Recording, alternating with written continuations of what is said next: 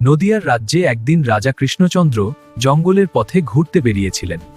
তার সঙ্গে ছিলেন গোপাল ভাগ এবং অনেক সৈন্য ও গ্রামবাসী। কিছু গ্রামবাসী এসে রাজাকে বলল যে তাদের গ্রামের এক ধনী ব্যবসায়ীর সোনার পাত্র চুরি হয়ে গেছে। মহারাজ, আমাদের গ্রামের এক ধনী ব্যবসায়ীর সোনার পাত্র চুরি হয়ে গেছে। হঠাৎ রাতে কে বা কারা এসে নিয়ে গেল। আমাদের গ্রামের এক ধনী ব্যবসায়ী সোনার পিকে, চোরকে খুঁজে বের করো। যদি চোর ধরা না পড়ে তবে সে রাজ দরবারে অভিযোগ করবে। তখন গোপাল ভাঁড় এগিয়ে এসে বললেন, মহারাজ, অনুমতি দিলে আমি চোরকে ধরতে পারি। এই লাঠি জাদুর লাঠি। জাদুর লাঠি? দেখি। হ্যাঁ, এটা দিয়ে সব করা যায়। দেখাও তাহলে। রাজ দরবারে গোপাল একটি লাঠি এনে বললেন, এই লাঠি জাদুর লাঠি।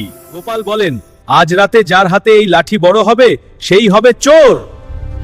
সত্যকারের চোর ভাবলো লাঠি বড় হয়ে যাবে, তাই সে নিজের লাঠি 1 ইঞ্চি কেটে ছোট করে দিলাম। সকালে গোপাল লাঠিগুলো মাপলেন এবং হঠাৎ এক লোককে দেখিয়ে বললেন, এই লোকটাই চোর। লোকটি ভয়ে কাঁপতে কাঁপতে বলল, মহারাজ, আমিই চুরি করেছি। কি? তুই চোর? কৃষ্ণচন্দ্র গোপালের বুদ্ধি খুব খুশি হলেন এবং তাকে স্বর্ণমুদ্রা দিয়ে পুরস্কৃত করলেন।